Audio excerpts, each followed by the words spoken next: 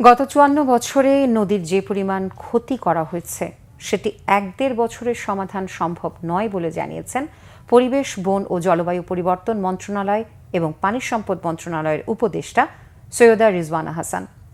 দুপুরে নাটোরের বড়াইগ্রাম উপজেলার আটঘরিয়া এলাকায় বড়াল ১ ভেল্ট রেগুলেটর ও বড়াল নদী পরিদর্শন শেষে তিনি এসব কথা বলেন।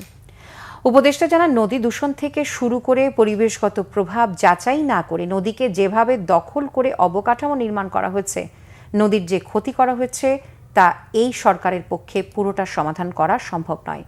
তবে সমস্যার সমাধানের রূপরেখা করে যাওয়া সম্ভব, যা এরই মধ্যে শুরু করা হচ্ছে। তিনি বলেন, প্রতিটি জেলায় একটি করে নদী দখলমুক্ত ও দূষণমুক্ত করার পরিকল্পনা নেওয়া হচ্ছে। এছাড়া ৮টি বিভাগে একটি করে, কক্সবাজারে একটি ও ঢাকার ৪টি নদীর বাজেট করে কাজ করা হচ্ছে। প্রভাব নিরূপণ না করেই অবকাঠামো দিয়ে এবং এক ধরনের জেদ করে ক্ষতিটা আমরা করেছি, এটা ১-১.৫ বছরের সরকারের পক্ষে পুরা সমাধান করে যাওয়া সম্ভব না, তবে রূপরেখা করে যাওয়া সম্ভব। বড়ালটাকে বাঁচাবার জন্যই আমরা এসেছি। বড়ালটা অবশ্যই সিএস খতিয়ান ধরেই হবে। যদি কোনো কারণে নদীর স্বাভাবিক প্রবাহ সিএস থেকে সরে যায়, তখন আরএস এবং বিএস এর প্রশ্ন।